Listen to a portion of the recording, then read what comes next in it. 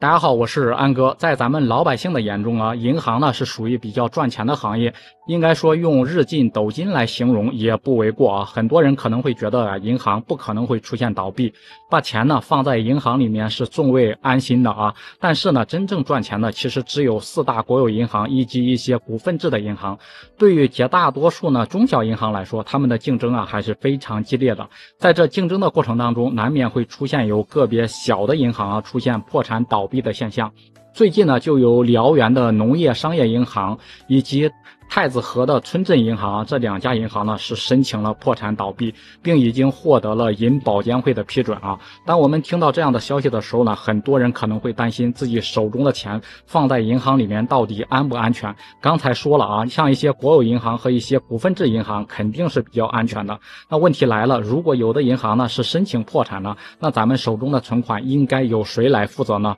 有点常识的人应该都知道啊，如果银行一旦申请破产，咱们存入银行的存款加利息不超过50万的，是可以获得一个全额的赔付的。如果你的存款呢加利息只超过50万以上的，对于超出的部分呢，是要等到接管银行对破产银行的资产和负债进行清算完毕以后呢，再按照一定的比例对咱们的储户呀进行相应的赔偿。在实际生活当中啊，我们广大的储户呢又该如何的去应对这种情况呢？第一点就是我们平时存钱的时候呢，最好是存入国有银行啊，像建设银行、农业银行、工商银行以及中国银行等啊。虽然说国有银行的利率呢相对来说比较低，但是呢它最安全，是最有保证的地方，也不可能会出现什么倒闭破产的现象。第二点就是我们把钱存入银行的时候呢，必须要看清楚自己是购买的理财产品还是定期存款啊。因为很多人在银行存款的时候，一不小心就被银行的某些保险人员给忽悠了，存款呢一下子就变成了理财产品。